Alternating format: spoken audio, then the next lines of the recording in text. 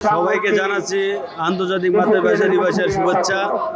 আমরা বিগত ফ্যাসিস্ট সরকার আমলে শহীদ মিনারে বেদিতে ফুল দিতে আসতে পারি নাই। 5 আগস্টের পরে জুলাই আন্দোলনের ফলে শেখ হাসিনা পলায়নের পরে বাংলাদেশে নতুন করে একটি নির্বাচন হয়। ওই নির্বাচনে বাংলাদেশ জাতীয় দল বিএনপি সরকার গঠন করে।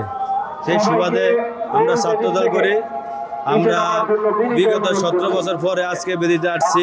আমাদের দল নেতা চেয়ারম্যান বাংলাদেশের প্রধানমন্ত্রী দেশনায়ক তারেক রহমান ফুল দিতে আসছেন বেদিতে। আমরাও ঢাকা বিশ্ববিদ্যালয়ের পক্ষ থেকে শহীদদের স্মরণে, ভাষা শহীদদের স্মরণে আজকে ফুল দিতে আসছি। আজকে মহান মাতৃভাষার জন্য যে আন্তর্জাতিক মাতৃভাষা দিবস, আমি প্রথমেই দেশবাসীকে আন্তর্জাতিক মাতৃভাষা দিবসের শুভেচ্ছা জানাচ্ছি।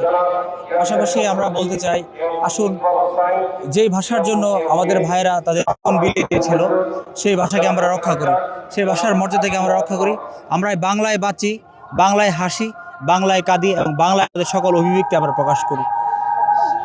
যেই লড়াইয়ের জন্য, যে অধিকারের জন্য আমাদের ভাইরা অতীতে জীবন দিয়েছিল, 1971 সালে আমাদের ভাইরা, আমাদের পূর্বসূরি যারা রয়েছে তারা তাদের জীবন দিয়েছিল। 90-এর ফ্যাসিবাদ বিরোধী আন্দোলন, স্বৈরাচার বিরোধী আন্দোলনে আমাদের ভাইরা যারা জীবন দিয়েছিল এবং 2024 সালে এই ফ্যাসিস্ট শেখ হাসিনাকে রাষ্ট্রীয় ক্ষমতা থেকে টেনে হিসেবে নামানোর জন্য যে ত্যাগ এবং লড়াই সংগ্রাম করেছিল, তাদের যেই চাওয়া ছিল, যে আকুতি ছিল, সেই চাওয়া এবং আকুতিকে আমরা ধারণ করে আমরা আগামীর বাংলাদেশকে আমরা সুন্দর করে গড়ে তুলি। আমরা বাংলা নির্ভর, বাংলার উপরে ভিত্তি করে, বাংলার মানুষের চাওয়া এবং আশা আকাঙ্ক্ষাকে ভিত্তি করে আমরা বাংলাদেশকে গড়ে তুলি। এই গড়ে তোলার যে আহ্বান, যে লড়াই, সেই লড়াই ইতিমধ্যে আমাদের গণপ্রজাতন্ত্রী বাংলাদেশ সরকারের মাননীয় প্রধানমন্ত্রী ডাক দিয়েছেন দেশ গড়ার কাজে হাত দেওয়ার জন্য।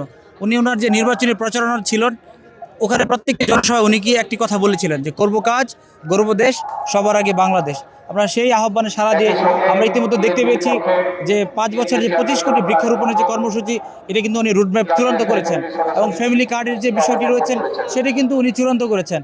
এবং ইতিমধ্যে আমরা দেখেছি 20,000 কিলোমিটার খাল খননের যে কর্মসূচি ছিল, পানি সম্পদ মন্ত্রণালয়ের মন্ত্রী শহীদুদ্দিন চৌধুরী ইনি সেই খাল খননের কর্মসূচি আগামী 15 দিনের একটি ডেট উনি দিয়েছেন।